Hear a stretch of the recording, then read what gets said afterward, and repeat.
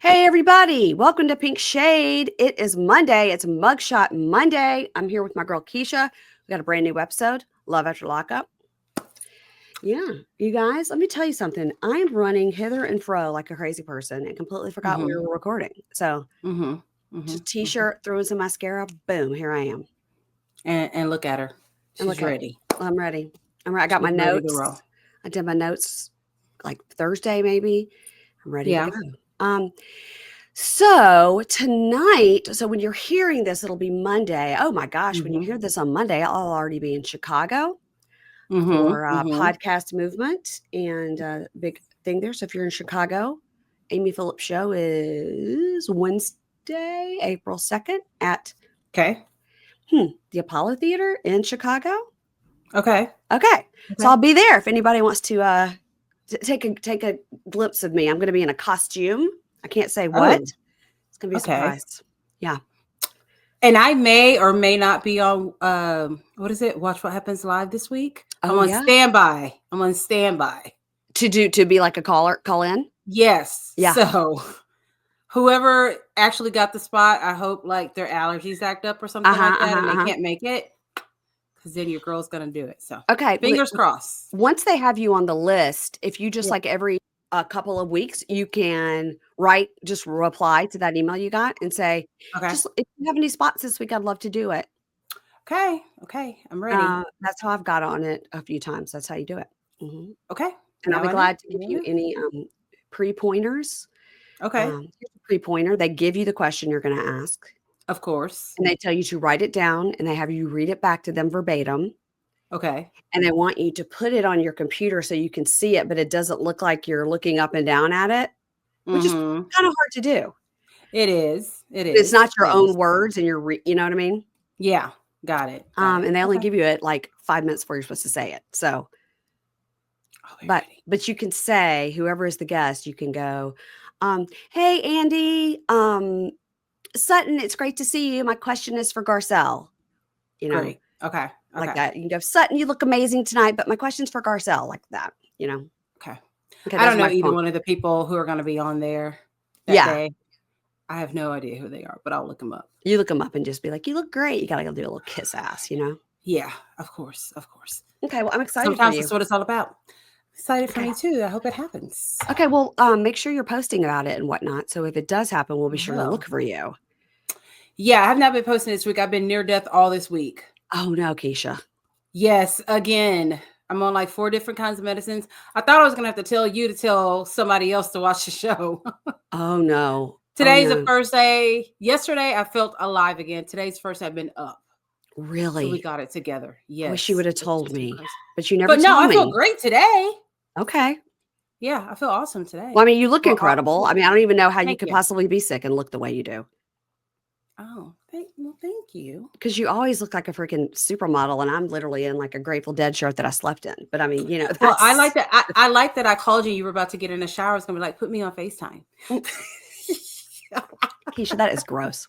That is gross. FaceTime, I will tell you that the way our shower is now, that I can put my iPhone like up against the glass. There's a ledge, and I could watch. Yeah. And then I have the Bluetooth speaker in my shower, you know, that just is in the shower. And so then sometimes I put on like if I'm watching a podcast, which is pretty rare, or if I'm watching a show, I just like set it up and then attach the Bluetooth. And that way I don't waste that 7 to 10 minutes in the shower and not listening or working or doing something. I don't think I've ever been in the shower for 10 minutes. I don't get in the shower for that long, but sometimes you got to shave your legs. I mean, sometimes when it's an all over day. Yeah. Sometimes you got to get everything all. Yeah. Which was what I was about to do when I got the call from you. Like, where the hell are you? Because it's like certain times I'll give you. I'm like, this is normal. She's coming. But I was like, I said 2:10. I'm like, I'm about to have to call her and see what's going on. Because I apologize. Got too much going on. But let's start with our show. It's Love After Lockup, season 6, episode 2. Free my man. They're really extra dumb. My man. And we have a new contestant on our program. You're right. It's a new girl. with a totally new guy. It's not in with Julius and his harem. Her name is Brooklyn. So we got 2 Brooklyn. So what are we gonna do? White Brooklyn, Black Brooklyn. Who else do we have named Brooklyn? We have 2 Brooklyns. Isn't the girl from Texas? She's Brooke. JK. She's Brooke. Oh, that's still too close. I was panicked. I was like, we got a girl named Brooklyn. I'm thinking of Kenya Moore's daughter. Like, I'm confused. Okay, Brooke and Brooklyn. Got it. Okay. So Brooklyn is a cheer and gymnastics coach. She is 27. And we've got Brian, also age 27, and he is in prison for aggravated robbery, firearms in a motor vehicle, 6 years. Now, we always like to know what that aggravated means. Does aggravated mean with a gun? You remember aggravated is like with a weapon, and I think like a person is around or something like that. That's why they get sentenced a little bit more. Because that's what Louis had, because he was aggravated because he had a knife. Yeah. Yeah. Even though that guy tried to stab him. Yeah, Louis almost got that day. Like, that did not go the way he had planned for it to go at all. Oh, so Brooklyn says she's never been shy. She's very loud, and she thinks she's Beyonce. We see her dog, Gigi, and then we see her at work. Okay, so she is a larger gal, and she can do a cartwheel. I mean, she was doing all the stuff with the little girls. And I was like, good for you, because I would not even be able to do any of that. So it was so funny because we have a guy friend who is very plus size. And James goes, well, that's the female version of Brian, because even though he's bigger, he's so flexible, and he like teaches all these classes and stuff. I'm like, the hell do you do that? Like it is like something to really, really to see. But I was kind of concerned. I'm like, she can't make much money if that's her job. Well, we find out she doesn't maybe need it. So she goes out to drinks with her family and friends. So we have her brother Jermaine, who she calls him something else. What does she call him? Something else. It was like some kind of nickname. Jazzy, Jeezy. Hold on, let me see. My man. That's what I just have written all over about her. All right, when I get to it, I'll tell you what she calls him. So her brother's Jermaine, her sister Ray, and the 2 friends, Ovo and Manny. I was like, these people got some names, Ovo and Manny. Yeah. So Jermaine is talking to Brooklyn and goes, everybody here is saying before you got here that you've been with this guy for 6 years. Now, how come I've only known about him for 3 months? That was very odd. But she hasn't really been with him for 6 years. She's just known him. But she's been talking to him since he went in, but they haven't been like official. I guess, but 3 days? 3 months. But he's only known about it for 3 days. He said 3 months. Oh, 3 months? That's still not a very long time. No, it's not if you've been talking to the guy for 6 years. For 6 years. Yeah. I feel like she was hiding him from her brother. Well, because she knew what he was going to say. In her talking head, she says, I was very into Brian in high school, but we never dated. Like, I would go up and kiss him and make him wear those lips all day. And she just sounded like she was she was like fawning all over him, following him around like a little schoolgirl, like level 1 stalking. Yeah, well, okay. Stalking 1-on-1, page 1. You will like me. I will put this on right. You. Yep. Marking my territory. Oh. And after high school, they had a very flirtatious relationship when they would see each other or talk or whatever. And then she heard he was about to do 6 years. She couldn't believe it.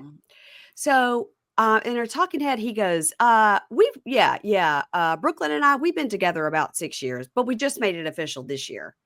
So you haven't been together for 6 years. Okay. And I didn't like the fact that he didn't really want to talk to her until he was about to get locked up. Yeah. And then also he's been talking to her for 6 years, but we know we're going to find out that that's not the only girl he's been talking to for 6 years. I'm kind of wondering, is this other girl, that big booty bitch we're going to learn about later on? Oh, big booty bitch. Right. Big booty bitch. Yeah. So she tells all of them, friends and family, she says, look, I want to be with him. I want to have kids. I want to have the whole life. And Jermaine goes, so how's that going to work? Because he's getting out of prison, doesn't have a job. Are you going to be the provider? And she goes, well, I don't know, but I mean, we're both going to, earn money. And Jermaine goes, this is not a fairy tale. Like, this is terrible. So in her talking head, she said, my brother Jermaine is protected because when we were little, our mom died and we sued the hospital. I'm not sure the exact dollar amount, but it was a good amount. Yeah, I wish she knew the exact dollar amount because I feel like I need to know. Whenever someone gets a lawsuit, I always want to know exactly how much money it is down to the last penny. And so did the 3 siblings split this money and they each got $1 million? Did they each get $10,000? I mean, we need to know. Yeah. And so she says she really hasn't sent Brian much money at all. She really hasn't. And by the way, if he was like, oh, I heard when she was little, she got this settlement, she's got this trust fund money. Right. Then for 6 years, he'd been asking her for money. He would have been using her. Yeah, I agree too. And the talking head, Jermaine says, she did not tell me about Brian because she knew what I would say. So that's why she didn't tell me. So she's like, my man, my man, my man, excuse me, I got to take a call. It is my man, my man. And so she walks out and is talking to Brian on the phone. And she goes, oh my gosh, my brother is just grilling me. He's grilling me. And I'm just tired. I'm tired of the questions because like nobody, believes in our love or whatever. And Brian says, but you know me and they don't. So you have to just like stand on business with that. And she says, if you don't want someone to question you about your man, just don't tell them that your man is in prison. Start there. That will alleviate probably 50 questions right there. Just don't tell him he's in prison. That's a great point. And she goes, oh God, do you love me? And we're going to be cool when you get released tomorrow. And also the next day and the next day and the next day. And he goes, of course. Like, why are you questioning this? What's your biggest fear? And she goes, my biggest fear is all this shit was for nothing. And that like, I'm scared, I'm scared. Right. And, then in talking head, she says, listen, Brian and I are very open. We're very close. And I know that he's communicated with other women. And, right before we made it official, he was talking to some girl from Jersey. We called her that Jersey bitch just for a few months, not for very long. And I know that Brian loves me and my intuition is always right. I'm never wrong. And the past is the past. Okay. Okay. If you say so. Like, well, that sounds real confusing to me, but okay. Here's the thing. So they knew each other in high school and they're 27 now. So yes. Then they're she stalked him hard. And they're 27 now and he's been in for 6 years. So after high school, they were either had jobs or went to college or a combination of both. Somewhere along the way, that's when he went off the rails in that between high school and college time. Yeah. Yeah. So he says, is saying to her, it's always going to be a challenge between us, and once you find your person, you got to be willing to go through everything with that person. And she's like, you're right. I love you. I love you so much. Okay. I can't wait to see you. Blah, blah, blah, blah. Hangs up. So she goes to her, Jermaine, she calls him Jeezer. I wrote Jeezer, Jeezer. That's Jeezer. Please call me Jermaine. Yeah. Jermaine is like, Jeezer was when I was 3. Right. Now I'm a full-grown man now. Yeah. Jermaine. So she calls her brother Jeezer and she says, Jeezer, you got to understand that I'm listening. I'm listening to everything you're saying. I am. I know that how this sounds, but I need all of you to listen to me as well. You need to hear what I'm saying. And I'm telling you, he's the one. My life is about to change. And are you with me or are you not? And he goes, hopefully I'm with you, but I don't know. We're going to have to wait and see. I mean, I think that's pretty fair. And I can't remember at what point he said this, because she said something about this is my fairy tale. He's like, if it were a fairy tale, he wouldn't be in prison. Oh, yeah. That sums up the whole entire series right there. The whole franchise is like, your Prince Charming is not doing 5 to 10 in prison. Sorry. It's just like I tell people, your Prince Charming does not have 7 kids. I don't believe that for you. He just doesn't have 7 kids. Sorry. That's correct. That is correct. Yeah. All right. Speaking of 7 kids, let's move on to Quiana and Damodrick. Now, I think last week I was calling him Damodrick, but there is no N, so I apologize. It is Damodrick. I'm glad you have to say his name every time because his name confuses me. It's Damodrick, And I just read it as Damodrick, like with an M, like Yeah. Damon with it with a Rick on the end, but no, it's Quiana and Damodrick. And so where we left off last time was they're like, oh, is this? We were like, oh no, what's going to happen? What's going to happen? Yeah. Now, also, Keisha, in the description of the show, it says, Quiana gets some bad news about Damodrick's release. And I'm like, well, that's dumb because that was only the first 4 seconds of this. Right. We thought it was going to be something like super dramatic, like you're too close to the property. Yeah. Someone already picked him up. He's not being released today. Like all these other things that we've gone through with releases. And this was a nothing burger. I know, but they wrote that in the description, I think, to preface what happens later. I guess so. And I didn't like that. Part of the release, I guess. Yeah. I didn't like it because it told me what was going to happen in the episode, and I don't like that. Got you. I even try not to put it in the show notes. Like, I don't want to spoil it if people are just listening to the recaps and like don't watch the show, which crazily enough, people do that. Yeah. All right. So they confirm you're out there. Yes. So he comes out, and I mean, when I tell you, I was not expecting that man to still have that Mickey Mouse hairdo, Keisha. Well, I agree. Okay. I wasn't that surprised. I was actually surprised that he's really cute. I wrote on here 3 different times how cute he is. He's really fucking cute. Like, I think like we were hoodwinked because of the hair. And we just thought, this is just an ugly, stupid felon person. You know what I mean?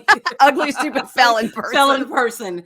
But then when they really showed him, I was like, damn, he's really cute. He's a very good looking guy. But, and I will say the hair looked better. Okay, it's god awful. However, it looked better here than it did in the mugshot. The mugshot did it zero justice at all. The mugshot literally looked like he put on those ears from the show.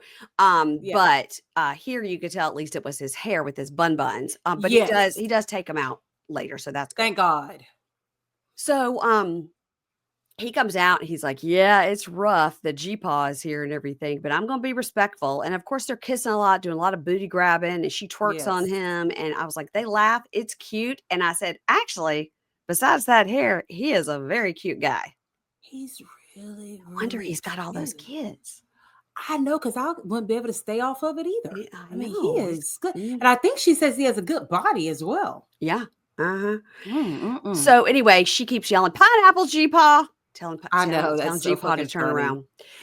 So he has to go straight to the halfway house for his ankle monitor. They have 5 hours. So they have to, this always gives me anxiety. I know, because literally, like, she's like, well, he can't even get any food. Yeah, like, why do they do that? Why can't they say within 24 hours? Or, 12 hours, like something. Or something like that. That's crazy. He doesn't even get a chance to, like, stand on the side of the road, change clothes, go pee, get some food, nothing. What if like someone wasn't there right then to pick him up? I don't know. What if he didn't have anybody to pick him up? Exactly. I mean, So he's in the car and he tells them, I have 3 years probation and it starts August 9th. And they're like, wait, why? Why does it start so long? And he says, because that's the end of the date for my ankle monitor because he's on parole. And so he's on parole, finishing out his sentence with the ankle monitor. And then the day he gets the ankle monitor off, he starts probation. Yes. So in the talking head alone, he has no more buns. And he says, yeah, I never thought my life would go like this. I was in college. I was majoring in physical therapy. I wanted to be a physical therapist, but I got into the wrong crowd. And we see his like college pictures and stuff. Right. We don't hear this very often that they're actually go. Besides Louis, who else? Like career minded. Like I had a career I was doing. Yeah. Mm-hmm. We don't hear this. This is new for us. Not brand new, but new. Yeah. And he says, I got in with the wrong crowd. And I was getting pulled over a lot. And then I got shot in the shoulder. And since I got shot in the shoulder, I always wanted to have a gun. And so the charge that I got when I got pulled over was having a firearm while under federal indictment. So we see also that he was charged with possession with intent to distribute. So obviously he was a drug dealer. Yeah. But he ended up with the charge of firearm under a federal indictment because he'd been under federal indictment for the possession with intent to distribute. So, and then he got pulled over with a gun in the car. Good God. Yeah. So then he says, yeah, I met Quiana when we were in high school, but we weren't dating. And when I was in She was college, 12. she's only 3 years younger than him. She said he said he was 16, she was 12, which in later years it's not that big of a difference, but then it's a big difference of 12 and 16. So she's 27 and he's 30, so that's right. So when he went to college and say he's 18, 19, and then she's 16, because we see a lot of pictures of them that look like they're from the prom. So I wonder if he came home and yeah. But meanwhile, he was like drug dealing on campus and then coming home going to the prom with her and she's 16. I know. And he said, balance. It's a good balance. You're right. Got to balance it out. He says, I messed it up with her in the past. But this time I want to do it right. I want to propose. I don't want to mess it up. And he is just skating over the fact that he has 6 children with 3 other women. That's not the important stuff right there. Nah. 6 kids. A lot of kids. And we're led to believe that during that time they have been together when he had all 6 of these kids. But there was one point where she made it seem like this latest girl, what is her name? Jawala. It might be Jamila. I don't have my notes from last week, so I don't know. Something like that. She made it seem like they were together when he cheated on her with that girl. Yes. So maybe there was breaks in between. It would have been a whole break the first time you had a baby and we were together. It makes sense because it seems like because he maybe was in his freshman year of college when he had that first baby. And I don't know if he made quick between 18 and 21, just quick had 6 babies. Like we have no idea. We have no idea. It was a lot because he's only 30 now. Only 30 with 6 kids. Jeez. It's crazy. Oof. So G-Paw is talking to him and says, look, I just want to make sure you got your head on right. I want to make sure you're good to Quiana. And Damodrick says, the past is the past. The present is all I have. I can only do what I'm doing going forward. Now, meanwhile, he is grabbing her ass in the backseat and she is trying to grab his junk under the blanket. And G-Paw is like, excuse me, what's going on about under the blanket? What are we doing? Pineapple, G-Paw. Put your earplugs in. That makes it okay as long as she gave him the warning of pineapple. Carry on. And the talking head, she tells us, he's not your average felon. He's been to college. He's held many jobs. And I could just see us settling into a nice life with our kids, and it's going to be great. Well, I mean, if you have 1 or 2 kids and you got 6 coming to visit, I hope you got a big house. You need a baby mansion at that point. You better get a Alec Baldwin size house because he got 7 kids. Kidding. And he does not have Alec Baldwin kind of money. No. Mm-hmm. Not to mention back child support. He's going to owe back child support on all these kids. I mean, there could be 4 of them that he has nothing to do with, he gave up the rights to, we don't know. Yeah, we need more details. So he heads into the parole office and they're running 15 minutes late because, of course, he was like, he goes, they let me out late. It's a 5-hour drive. We didn't get to eat. I mean, we did our best here. So they wait in the car and it's 30 minutes, 45 minutes, an hour. And then finally she goes, I mean, we've been in the car 2 hours. And G-Paw goes, 2.5 hours. That's a long time. So she goes, I'm going to go to the door and see what's happening. And a lot of times we see this, they're in and out in 30 minutes. They just get that ankle monitor and keep it going. Mm-hmm. So she goes to the door and we hear this woman say, are you the girlfriend? I'm his counselor. He has to stay here. And she goes, I'm sorry, what? Right. The counselor goes, look, it was a shock to me too, but they just told me he entered the building, a Bureau of Prisons building. So now he has to stay here. She goes, there's been a lot of misunderstanding and I'm not sure when it's going to be cleared up. So, I mean, this is not explained to us. Does he have an outstanding warrant? Yeah. Is it because he was 15 minutes late? Is it because he is being charged with something else and now has to go to a different prison for a different charge? It is not explained. Nothing at all. Because at first it's damn, they did this because he was 15 minutes late. I mean, we've seen people be an hour late. Yeah. We've seen some of them go the next day. Yeah, it's true. Yeah. And was late the next, really casually walking into there when they knew they were a day late showing up. So yes. This was a lot. So in the talking head, she says, I really wished I would have been told this. I know he wishes he would have been told this. This is a total curveball. So she gets in the car crying and tells G-Paw, And the counselor has said to her, like, grab his bag. Well, I don't know if he's got like an overnight bag pack. He just got out of prison like 10 minutes ago. Yeah, I think all of his stuff is in those tubs. Like nothing has been like put into a bag, like underwear, socks. I think his shit is everywhere. And so the counselor comes up to the car and was like, I need the bag. Like, we need to get this moving. And so she's like, I can't deal with this. So G-Paw says, I'll help. So he gets out to help. And then they talk to G-Paw outside and he says, I just want to cry. Like, this is wrong. Like, she has done all this and we get there and this is like a slap in the face. Like, this is just not right. Right. And they can't tell her anything. So G-Paw takes her home and he's like, I'm so sorry. And he hugs her and she's really crying. It's very sad. Yeah. And she says, I'll have to stay strong for Damodrick, and not show him that I'm upset. And then she tells us, I don't deal well with emotions, and especially not anger, because I get very overwhelmed. And so you're like, uh-oh. Well, she did well, because you could tell she was pure pissed off at that counselor woman, especially was like, I need the bag now. Like, I gotta go. And then she's like, just you, G-Paw, you do it. Yeah. Yeah. So the talking head, she says, he has paid his debt to society. Like, why won't they let him go? It's frustrating. It's always something. And I felt bad for her. I really did. I do. But at the same time, he wasn't in there for a parking ticket either. Like, you know what, Keisha, without you, what would I do? Because, I mean, they talk about it like, okay, but he was in prison for a pretty bad reason. You know what I mean? Like, so it is what it is. And he's not totally done anyway. He's still got to be on an ankle monitor, parole, and all this kind of stuff. But she at least needed to know a reason. I don't think the counselor knew the reason. No, I don't think so either. She just said because he entered a Bureau of Prisons building, now we have to hold him. But for how long? To give us some information. Yeah. Okay. Moving on to Joey and Michael. Now, I got to tell you something. Michael's cuter on the phone than he is in person. I wasn't too surprised by that. I think we got kind of wrapped up in the whole bad boy thing too, a little bit. Like, because he's not. I think that Joey is cute. I do too. Yeah, me too. I think Michael has that bad boy thing. He's not like someone, if I see him out in public, I'm going to turn around. You know, I mean? He's no Mickey Mouse ears boy over there or anything like that. No.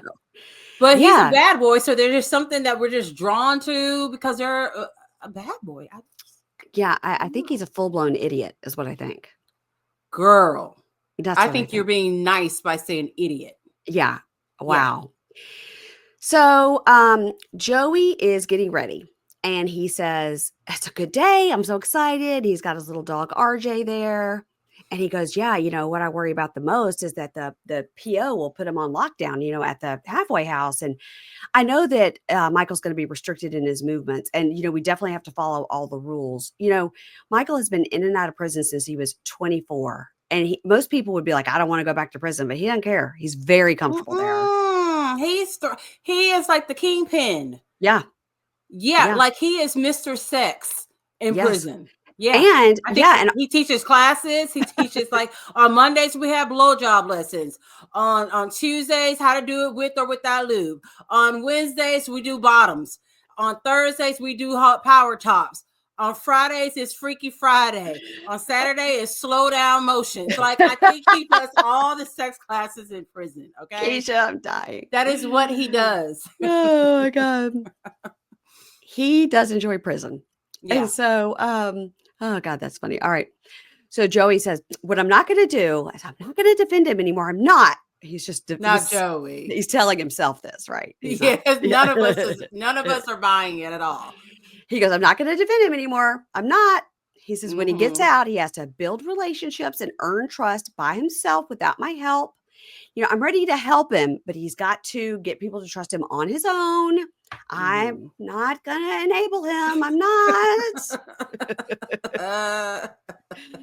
So he says, yeah, I do worry a little bit about the intimacy part because, Michael, we know, is so experienced. Right. And he says, but maybe I'm wondering, like, maybe now it'll be even better because we actually have like an emotional connection and we're both sober. And so we're on the same playing ground here. And we do talk about the future all the time, about what will happen. And it's very exciting. It's prison talk. It's prison talk. And here's the thing. Like, we have heard about this sex off of drugs so many times. Like, I think like his sobriety should be like at the top of the list. Yes. But it's this whole intimacy thing sober that, I mean, that is really important to them. Like, real important. And they're both very worried of how it will go, you know. I think they'll be fine. I do too. So, I mean, I think Michael's an expert. He could do it anyway. Asleep. I think, yeah. Mm-hmm. And so Joey is saying, you know, my big thing is monogamy. And to me, boyfriend means monogamy. He's my boyfriend. Right. That means we're monogamous. But I don't know if that's what it means to Michael. And, you know, I haven't really thought this through. What will I do if he starts using again? What will I do? Like, well, do I leave him? Do I cut bait and run? Do I try to help him? Like, okay, you've had a year. You should have come up with a plan. These worked out. Yeah. I think he should have been working through this with a therapist. Yeah. Which the therapist probably would have just said, you don't need to do this at all.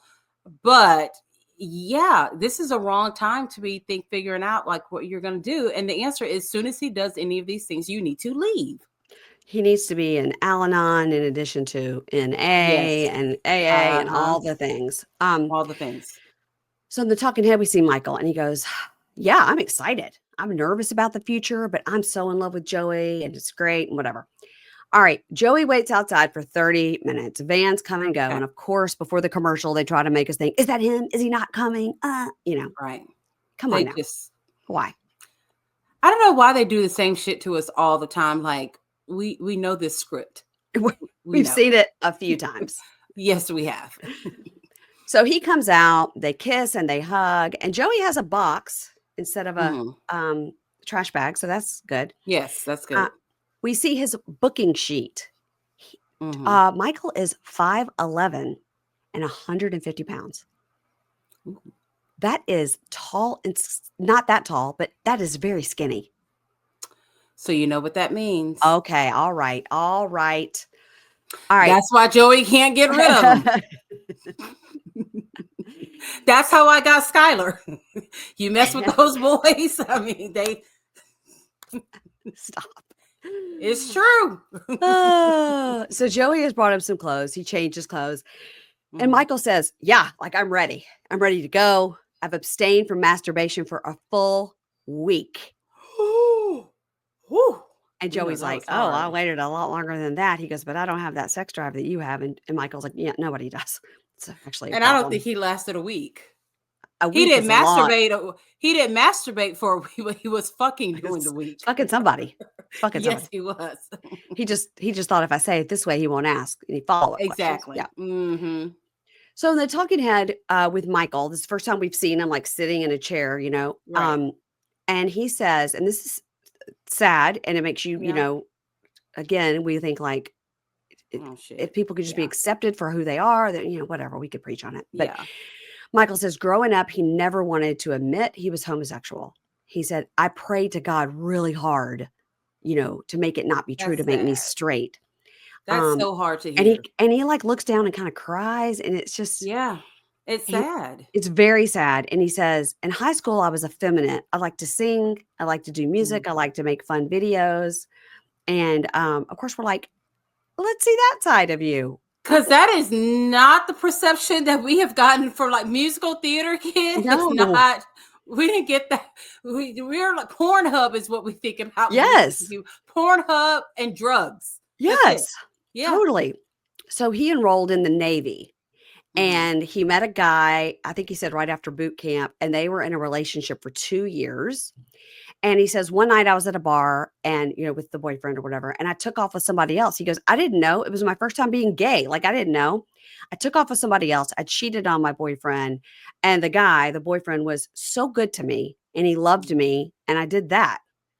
And I guess he felt a lot of shame about it. And he says, so we go from, you know, out of high school, went into the Navy, was in the Navy, had this boyfriend, got some shame because I cheated on him. So I met up with my high school friends and started using meth. That's quite a leap. Yeah, I think there's something that maybe he snorted that memory away. I don't know, but I feel like we missed some pieces right there. Yeah, you don't But then again, it's Michael. Yeah, we don't quite get it. He says, you know, it took, doing meth takes up all your time, all your energy, all the attention away it takes from being with your family or your friends. And Joey is what I've been looking for my whole life. Joey brings calm to my sanity, and he's more than I could ever ask of. I think he's sort of like, it's a chance to redo it where he had that good guy before. Right. It's like a chance to redo with like a decent guy.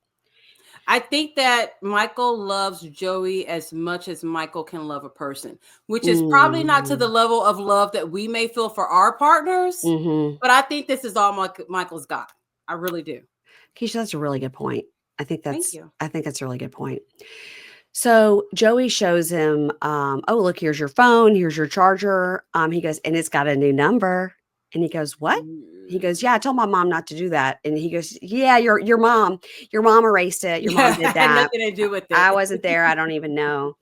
And he goes, wait, you guys didn't wipe it, right? Oh my God, you guys factory reset it? Like, you guys are savage. So he's going, look, don't do that. Like, don't do that. And he says, and this is something that they teach you when you are dealing with somebody who's an addict. He says, look, I'm going to do what I want to do if I want to do it. I'm going to find a way. So you just doing this doesn't, I remember, when my husband was getting out of rehab, I was like, well, what if he does this? And what if he does that? And the counselor said to me, what if he does? You can't do anything about it. You can't control it.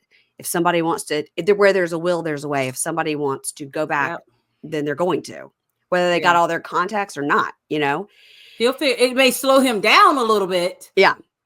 But he still will, he's fucking gonna do it. Like he's gonna do it. I mean, we're not dumb here. And Joey says, right, but what do you need the old contacts for? Like, what do you need them for? And then talking head on the side of the road, Michael says, yeah, I am thinking about how I can do it the first time I have an opportunity. And the producer says, well, doing what? And he says, using. I'm trying to think of how I can do it, how I can get away and do it, but not mess anything up with Joey. Like, doing it will mess things up with Joey. That's what he doesn't have in his head. But it's like, this is every addict in the world. Like, guess what? If I just do it this way this time, I won't get caught and it won't spiral out of control like the last time, because this time I have control of it. When you never have control of it, it has control of you. He needs to go to rehab. He does. He needs to do that. Rehab. I think we said last week, he needs to do that thing that Louis did, which was like jail for X amount of time, and then like the re-immersion program or whatever it's called. Reintegration. Because he's already, as soon as he gets an opportunity. Yes. He's going to be at a bar, in a bathroom, fucking doing something for some meth. Yeah. And that's sad. It's very sad. Because he's not ready to be free. And he says, I don't want to mess this up with Joey because he's perfect for me and I'm perfect for him. Yeah. I don't know about that second I don't know about that. No, I think you're going to fuck up this man's life. That's what I think. Oh my God. I'm so worried. I'm so worried. Yeah. Okay, let's move on to Brooke and JK, who we did find out this week. His first name is James. Is it James? Yeah, because the mom said James more than once. Okay, we did James and John. Who you did James? I said John. I said James. I said James Keith, and you said John. And I don't know what you said the K was for. I didn't even give him a middle name. Okay, Kendrick. Lamar. His name is James Kendrick Lamar. JK for short. Yeah, exactly. Okay, so Brooke walks into this hotel, and a woman is sitting there who we find out is JK's mom. And she goes, hey, how are you? And she goes, I'm tired. And they wouldn't let me check into the room because it's not in my name. And she's like, okay. They're checking in. That's how it works. And they find out they have one bed in this room. No. Now, Keisha, either you say, then I'm going to need a second room. Yes. Or you say, I'm going to need you to do something to find out. I know you've got beds, a room with 2 beds in this hotel. I know it's not sold out. We're not. That is literally sleeping in the bed with a stranger. Yes. I can't do it. Can't do it. No. I listen, I had to sleep a couple of weekends ago. I went on that girls trip and my friend Whitney and I shared a king bed. And on the second night, she said, I'm out. She said, I'll sleep on the couch. I can't sleep in here with you. I said, I don't want to sleep with you either. So it works out. I mean, that is, some people are okay with that. Yeah. I can But sleep I with my don't want. sister. I can sleep with my sister, one of my sisters, the one I that could doesn't probably snore. sleep with Skylar. I But sleep with anyone Anna. Yeah. else, anyone else, like outside of James, just seems kind of odd. It does. If you're I above the don't age of know. 30, it's strange. It's a little odd. Um, Yeah. so, okay. So she doesn't demand another room. They're just like, okay, That was weird. bedmates, haha. So in the talking head, mom says, I think about my son, James, so much. I pray, he can stay out of prison. She tells a story about how he's always had tons of girlfriends. And then one time he handed the phone to his mom and was like, say hey to my girlfriend. And he said the wrong girlfriend's name. That's embarrassing right Mm-hmm. there. Uh-huh. And again, in the words of Kimberly from A Date with Dateline, him? I don't get. But they are like kind of country folk. They're country folk, and maybe he's got all his teeth and we just can't see him, but it currently seems like he doesn't. I feel like he does not have all of his teeth. I think they've been methed right out of his head. I think so. I think he's got kind of a Louis situation going on, but we just haven't been able to see it all the way. But he just fucking looks like he's dumb. He doesn't look like he's smart at all. Yeah. He's got a dumb energy about him. I don't know. But I don't like Brooke that much either because she is dumb. I know. Through and through. Yeah. Her poor boy. It's all the bee babies. All the bees. Brighton and Brayson and Braylon and all right. Mm-hmm. So Brooke says, she's talking to the mom and she says, JK, he makes me want to be a better person. He's always rooting for me. And yeah, like we want to get married. And then I'm so tired of that. I got to interrupt you. Okay. They always do this. They're like, oh, he calms me down. He makes me want to be a better this. He makes me want to be, he makes me think. Why do you guys keep making these prisoners out to be therapists? Like, I need him because to they have nothing else to do but to talk to you all day. And they're probably saying the simplest of things to you. Mm-hmm. And you're just like, oh, what he said is so great, so great. Like, stop it. Like, this is still a not smart person. Otherwise, they wouldn't be in prison. Well, yeah, right. Yeah. So he makes me want to be a better mom. And she says, how? Of course, we want more babies, of course. Mm-mm. The mom says, look, when he gets out, he needs to not rush into anything. He needs to breathe free air and not have somebody tell him what to do, when to do it, what time to do it. And Brooke says, maybe that's what he needs, is that structure. And mom says, no, he needs his freedom for a while. Yeah. And then Brooke says, okay, so what's the deal? Now, Brooke says this to his mother. Mm-hmm. What's the deal? Was he a whore in the past? I mean, is he still a whore? What, to his mother? But you know what? Mom rolled right. She sure did. Mom knows her son, and she's like, well, truthfully, I mean, what is there to lie about? Yeah, he is a whore. Like, that seems like we've not heard of him like having a job, going to school, none of these things, only chasing women. Never heard of any kind of job he may have had. And mom goes, well, I'll just put it this way. He never had a problem having girlfriends in or out of prison. He's had quite a few. So Brooke says to mom, yeah, like what about that girl, Alex? Mm-hmm. And mom goes, Alex was very good to him. She went and saw him every weekend. She sent him money. She was a part of our family, really. And, I still talk to her. She doesn't come around as much, but yeah, she was a family member. But I tell her the truth all the time. JK's got a girlfriend and this is not good.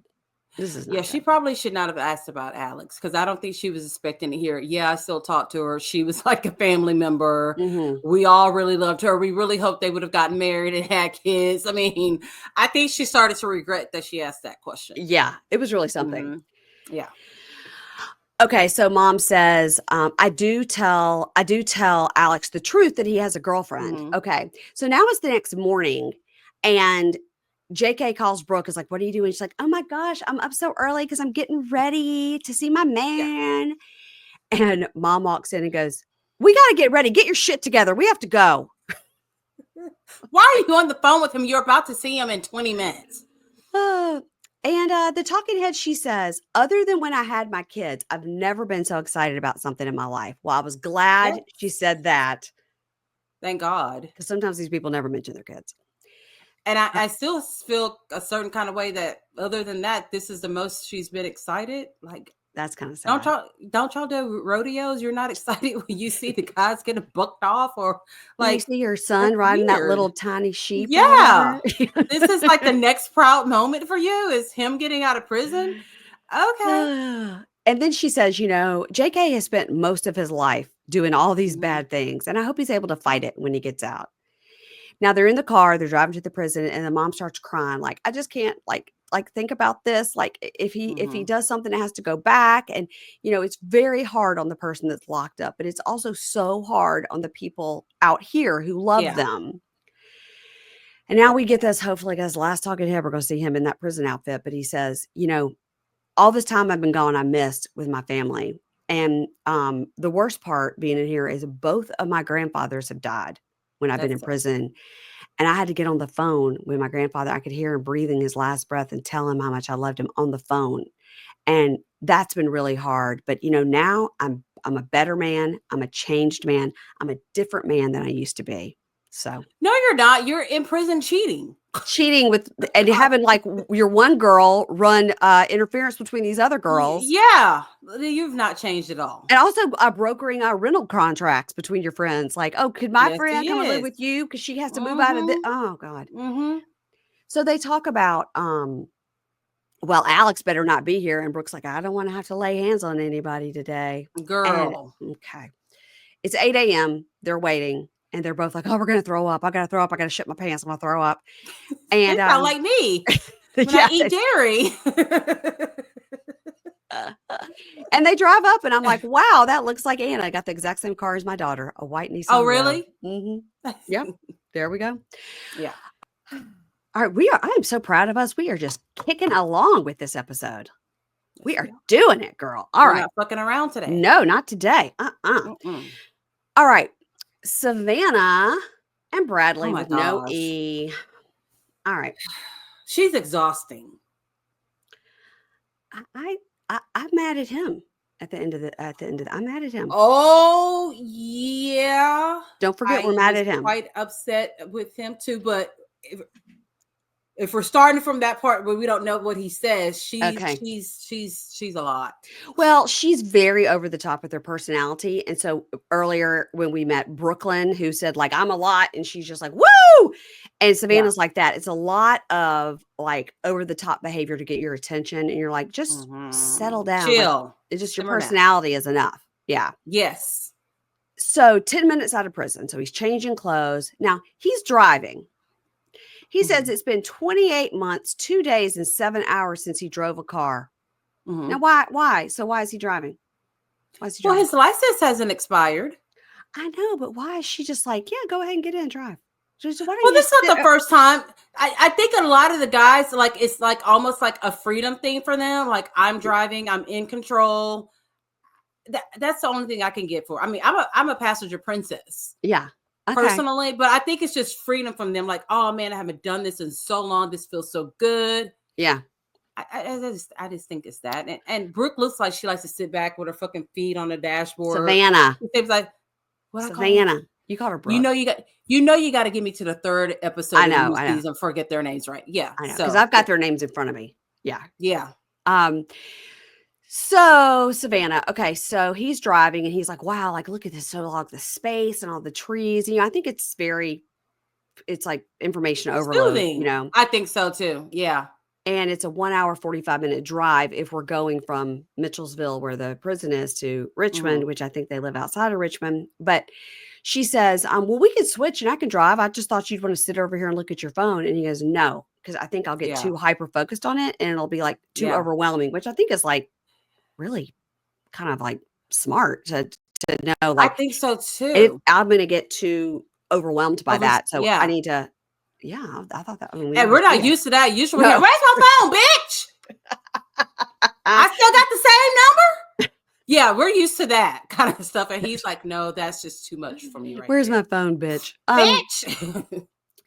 So in the talking head, he goes, I'm out now and I've got so much to think about. Like, I'm free, but I got to get so much stuff straight, like my EBT card, my Medicaid, my probation rules. I got to open a bank account. I start work on Monday. I have 1 day off before I go back to my roofing job. So I was like, all We're not right. used to hearing that either. No, got a job already? Good. Yeah. Good. So the talking head, she says, he's overwhelmed. There's a lot of anxiety around getting out and coming home. But, I got to be honest, I'm looking forward to getting fucked. Okay, Savannah, just take it down a notch. Okay. Priorities. So she is driving now and she presses, like if you have CarPlay in your car and you can just have it, read it to you, that's what she does. Yeah. So the car reads the text from grandma, which says like, I'm really not feeling well. So I'm not going to be at dinner. I've told your mom how to prepare the, you're going to salt and pepper them on both sides. And it's starting to read. And she goes, oh, my grandma's so funny. Look at her telling us like how to, and she's talking. He's like, oh my God, turn that off. Yeah. It's a lot. It's a lot because grandma was talking and then she was talking like, Mom, grandma's so funny. And he's like, why do you have it set up to do that? Like, it's too much. Yeah. Yeah.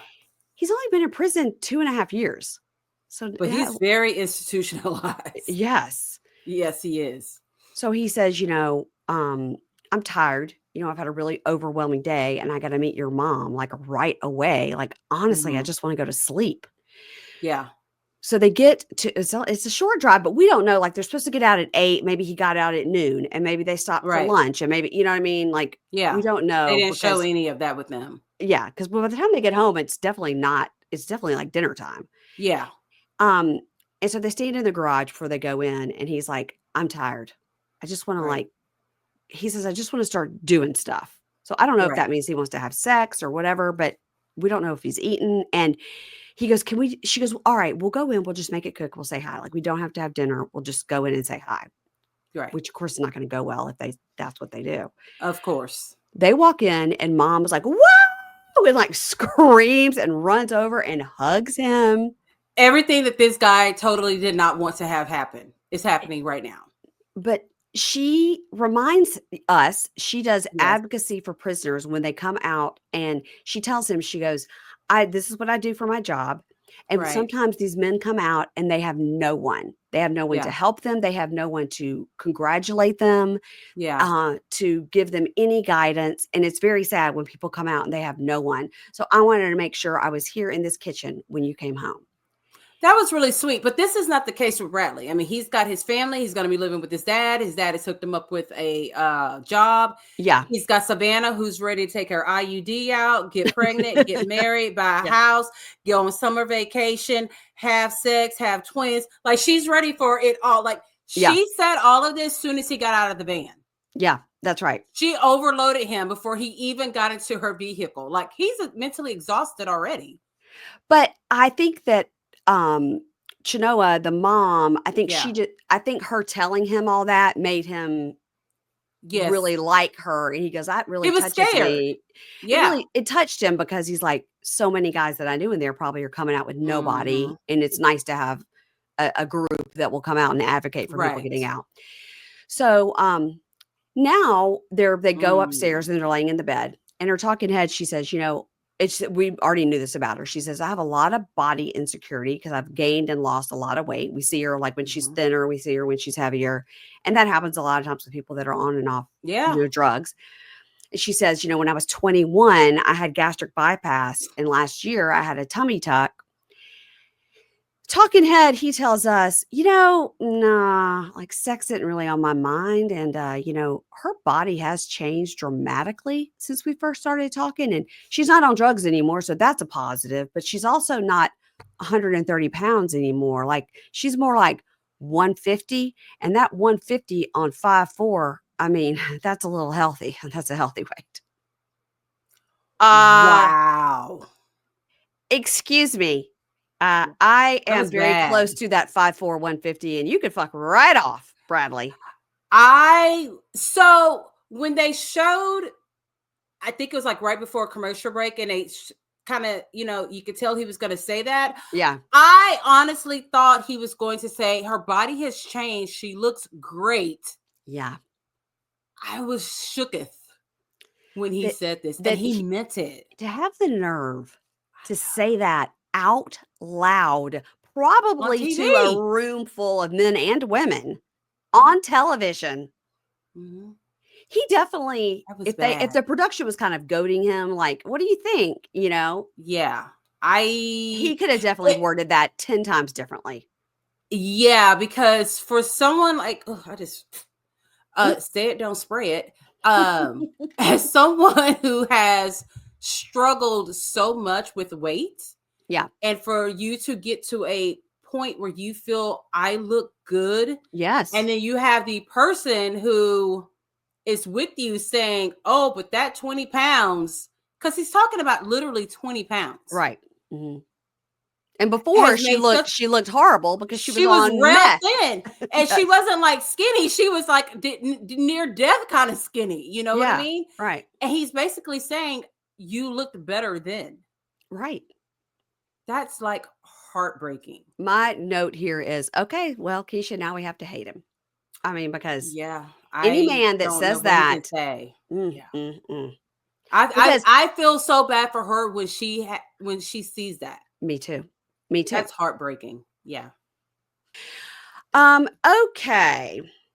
Okay, so that's the end of Savannah and Bradly. We hate him now. And so, Yes, we do. of course, we have to go now to Ashley and Julius and Alexis. Mm-hmm. Okay, now it is the funniest thing, Keisha, because I sent you that picture of Ashley throwing her head back and laughing with all the teeth missing in the back. Mm-hmm. Mm-hmm. And somebody in the Facebook group posted the exact picture. It said, "Can't wait to hear what Mary Payne's going to say about this." I said, "That is the exact photo that I sent to Keisha." I said, "Uh-oh, we got a problem." Mary Payne, like, this girl is a shapeshifter. She is. She is. I don't know if you ever watched this show. It was called Roswell. I know what you're talking about. It was about the Roswell, New Mexico. Yeah. And it's like a group of teenagers. Yeah. And like they had these people, what they call skin crawlers. I don't know, but like you would blow and like their skin would turn into like flakes and they'd be a different person. Ew. This is this girl. I told you, we have seen this same girl in 12 different fonts, but it's like the cheapest font set that you could get off of Etsy. Because none of the fonts are cute. It's I mean, like her size, her face, her makeup, her eyebrows, her teeth, hair color, skin tone, everything. Everything. It is confusing as hell. Oh my God. So we're with Ashley in the Party City store. She's with some friends and she's buying welcome home stuff. So she asked the lady at the store, she goes, "Do you have some handcuffs?" She's like, "We do." And she's like, "Ooh, these are the real thing." "Girl, these are plastic from Party City. You could get these off with a come on now." All right. But she's like, "Ooh, it's so stupid." So her friends are like, "You gonna be throwing it back tonight, girl?" And she goes, "Oh yeah, tonight, tomorrow, all day. I'm gonna be getting pregnant this weekend. Yeah, I'm gonna have another baby with an Ash name." And ew. Her friends are like, "Girl, we gotta get the ring first and then the baby." And then they're asking, like, "Okay, so who's picking him up?" And she says, "Oh, his mom. His mom's picking him up." So talking head outside, one of her friends says, "Yeah, this is a typical man in jail. He's going to get out. It won't be anything." Right. And I hate to say it, like, I hope it doesn't happen, but I've been in that situation. It is so funny that like her friends are gassing her up in front of her. Yeah. When they do their talking heads, are like, "Here we go." They're like, "We know this ain't going to be shit." Yeah. I'm like, okay, thank God her friends are not all delusional because she is queen of delusion in this shop. Totally. Look with her fourth face on. Maybe, this is her original face. I hate to say it. I don't even know which one. I don't know which one is the real one. I really don't. And then the other friend says, "Yeah, I hadn't liked this guy since day one. He said he was going to get a matching tattoo with her and he's never done it. And she got the tattoo." And the other friend goes, "Yeah, it's a big step. You get a tattoo. It's permanent." And she's never even really met him in person. It's like, not really. She never has met him in person. She's never met him in person. And she was stupid enough to buy the reason that he gave her for not being able to see him in person. I don't know. Like they just keep rejecting you. I don't know why. Yeah. So she's like, because they probably can't get for her form of identification has a different face on all of us. So they're like, "We're really not sure who she is. Like, We think it's she may be confusing. in witness protection. We're not, yeah. No, yeah. So she says, yeah, like he doesn't want me to meet his family right away. And it's my birthday and everything, guys. And then she goes, you know what I got for my birthday last year? And she shows her Julius tattoo that she got on her birthday as a gift to herself last Mm. year. Oh, And the friend okay. goes, oh, so did he get the matching one? Did that ever happen? And she's like, no. And they're all like, girl, come on now. This is nothing but red flags, nothing but red flags. And she goes, well, yeah. And you're in the perfect place to get a tattoo. You're in fucking prison. Just You get a sell somebody tattoo any time of the day. 2 packs of ramen and you're good to go. You got a tattoo. Yeah. And she goes, yeah, I can't wait though. I'm going to see him tonight. But I don't even know right now if he's even out. They're like, what? That's She goes, crazy. yeah, like his mom's going to pick him up and he's going to call me. And then, everything is going to be incredible. It's going to be amazing. And she's just sitting there like all of this shit is completely normal. Like, do you not see that there's something wrong with this story? No, she doesn't. But her friends do, because that one girl's like, I've been there, girl. He's lying. He's lying. They're totally peeping they are peeping all the game that he's throwing at her. So over to Alexis, okay? She is going to Chillicothe, I'm sure I'm saying it wrong, Ohio. She decided to hug and kiss her man. These 2 towns, Chillicothe and Cincinnati, I believe, are 1 hour and 45 minutes apart. So she has gone to pick him up. She arrives to get him and she's standing there. She's like, ooh, is that a oh. And this little tiny fella walks up and she's like, oh, hello, number one. Hello, little tiny fella, troll number 1. And his name is Tyler. And she goes, oh, okay. Hey, Tyler, I didn't know you were here. And she goes, yeah. He goes, okay, well, surprise, here I am. We're talking and she goes, I am shocked that Tyler has arrived, and I'm trying not to give attitude because I thought we were going to be alone. I think it seems sneaky. Tyler is Julius's big sister Lene's baby's father. So my question to you is he Julius's brother-in-law or is he Lene's baby daddy? The baby daddy. Okay, because I don't think they're married. Brother-in-law, not married. He just don't seem like the marrying type to me. No, he sure doesn't. And it doesn't seem like a type who should have a baby either. No. So then she goes, oh, excuse me. Another person has arrived, and this is Jordan. Troll number 2. Troll number 2. Jordan arrives. It's Tyler's brother. Yeah. And Jordan the family resemblance is deep. Jordan's missing quite a few teeth. And they were obviously just party buddies of Julius. Okay. So here he comes. And other than the 1 million tattoos on his face and neck, he is, in fact, extremely attractive. He's a cute. I thought that his mugshot, his face looked really cute. Gorgeous. Yeah. I was like, he is a pretty boy. So he has gotten all of that work in prison. While he was in prison. Yeah. I mean, he was there, 6 years? And started out at 18? 6 years, started out at 18. Yep. Yeah, maybe he got a tattoo for every book he read, maybe Payne. That's what I'm going to hope. You know what? You dream big, girl. That's what that is my hope and prayer. It's like every book he read, he got a tattoo. That's great, Keisha. I love that. I love that optimism. So the talking head, they're standing together because he comes out and they're like, oh, okay, whatever. He's standing there with her and she says, the thing about Julius is he's a real man. He wants to be a leader. He wants to take charge like a real man. He wants to be the leader of our family. He literally licks his lips and looks off to the side like, ooh, yeah. He's like, she really bought that shit that I said, huh? Wow. She really buying this shit. Like, I am good. I'm good. Well, his friend is there with a solo cup. He and Tyler and Jordan talk and they're like, oh my God, we're so glad he's out. We could turn up. Would you wait till you were 18? He has missed out on so much clubbing and so many girls and so many experiences. We're back to turn up. Here's a cup of Patron. In front of the prison. In front of the prison grounds. And he said, Julius takes a sip and goes, first time drinking legally.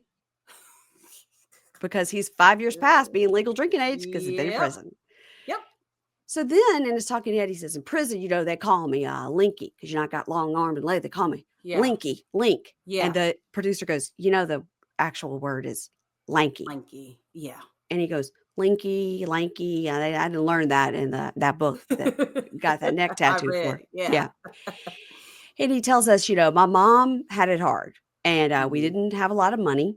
And so that's how I fell into dealing drugs to get quick cash for money.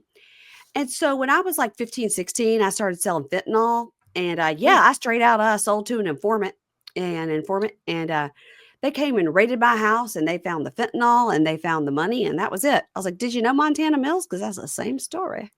I just thought it was kind of funny that he could pronounce informant better than he could pronounce lanky. Lanky. Mm-hmm. Yeah. No, He had no problem with informant and fentanyl. Not at all. And he says, and when you go to prison, people that you think will be there for you are not. The people who you don't know will show you more loyalty than people who you actually love and know. And that was Alexis for me. Alexis, she's more than my girl. She is my best friend. Like my energy be good when I'm around her. That's Alexis. That's everything she is to me. And the producer says, what about Ashley? And he goes, yeah. That was his answer. His answer was, yeah.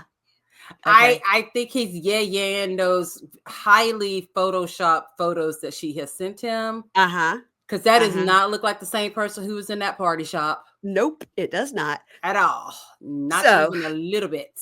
Now we see his charge sheet with his much cuter, younger photo.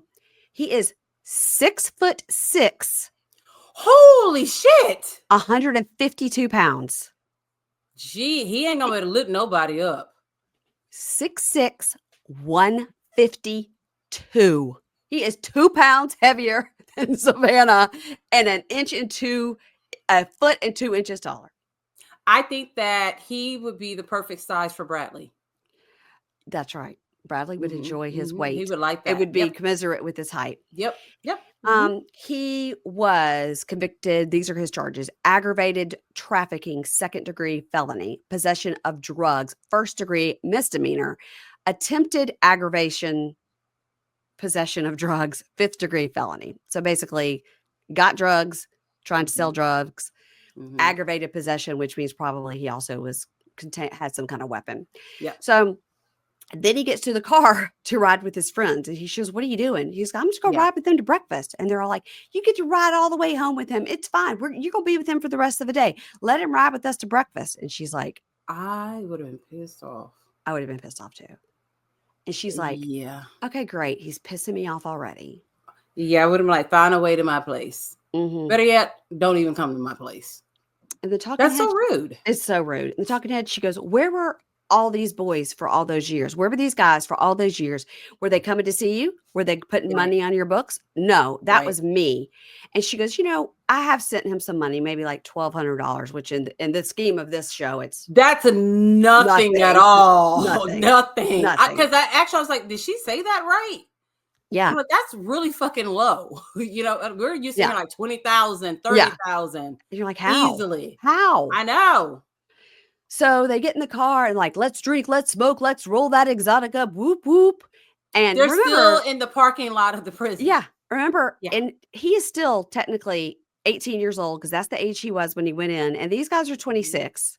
Yeah. And he goes, let me look at my phone. Let me get my phone. And that's the brand new phone he just took out of the box that Alexis gave him. Yep. And the producer goes, so who's the first person you're going to call? He goes, I got to call Ashley.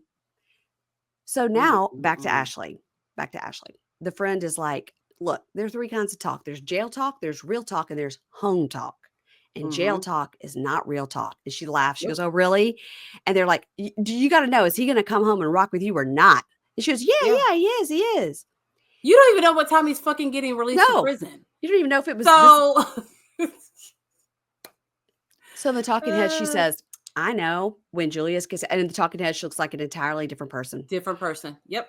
Talking head, she says, I know when Julius gets out, we're going to be together 24/7. No one will be able to tear us apart. Except for Alexis. Okay. Now, this is what I wrote. Keisha, as he is saying how his girl Ashley is so fun and the life of the party, and she's so great. We see her with her friends, and she has thrown her head back in laughter, and there are so many teeth missing, and I was upset. because she just had so much fun. She's been too much of the life of the party. Maybe there was some drug usage somewhere in there. I think he has fallen in love with her because she used to be a stripper. Yeah, and he thinks, okay, that girl can get it. Yeah. Well, she's had a lot of miles on her since those stripper days, and I think he's gonna be really surprised when he sees her. So then as they're leaving the prison, still haven't left. They're drinking, and the guy in the back seat is like licking and fixing the joint in the back seat and everything. Yeah. And he has his buddies stop at the corner of the prison where the hole is to yell at his buddies in the hole, like, "Stay strong, I love you." And they're like, "We love you, woo, woo, woo." And they're yelling out at the prison. Which this is not like you guys just got off active duty from the military. Okay. This is prison. Right. So he says, yeah, I'm excited to be out of prison. I get to see Alexis. And, I also get to see Ashley. And, look, here's the thing. I hate to do it, but it's got to be done. I can't predict everything, and that's exciting to me. And then we see him call Ashley. I cannot fucking wait until he sees her. Well, I think from what we've seen from scenes coming up, it's like he's in a parking lot, and we've got Alexis, Ashley, and like some other girls are there too. Like there's many girls, not just the two. Well, we know now that Ashley is currently Alexis is currently pregnant with his baby. I did not know that. Breaking news. Yeah. She's currently pregnant. And apparently him playing all these girls while he was in prison, one of his ex-girlfriends is saying that Alexis knew all about it. And she's like putting up screenshots and all this kind of stuff. So maybe she was like that other girl like that we had last season and like got her boyfriend to do that so she wouldn't have to send him money. Something like that. So I guess we'll see. Good luck. That was some He doesn't seem like the fatherly type to me. No, he doesn't seem like the marrying type, the fatherly type, the type to like get a job type with his whole face tattooed up. It's going to be hard. Nope. Yep. Very. Next week on Love After Lockup, Brooklyn, if you recall, Brooklyn and Brian, Brooklyn says, she's driving in her car and she goes, "If the bitch who's picking you up don't let me see you, I'm going to fight her." Now, are you talking about like his mother? Like, what are we doing here? Okay. All right. Kathy, JK's mom, says, now y'all don't need to have any children. Y'all don't. And Brooke says, well, I mean, it would be at least 9 months. Stupid. Just stupid. Keisha, your favorite thin eyebrowed, thin skinned girl is back as Sister Elizabeth. I saw her. She tells Bradly and Savannah, "I feel like I got betrayed, dude." And Bradley's like, "What?" And then Savannah says, "Bitch, why did you attack me?" And Alyssa says, "We're going to have some drama here." And it's not. I think there is going to be a lot of drama with the because we've seen it, sisters. Yeah, like currently on social media, they're going back and forth. Joey and Michael. So Michael must be looking at like his social media. He was able to log into that, even though his phone was wiped. He must have remembered his password. And he goes, "Oh, wow, this is exciting. I have a boatload of messages here." One of them says, "Send me a dick pic so I know it's you."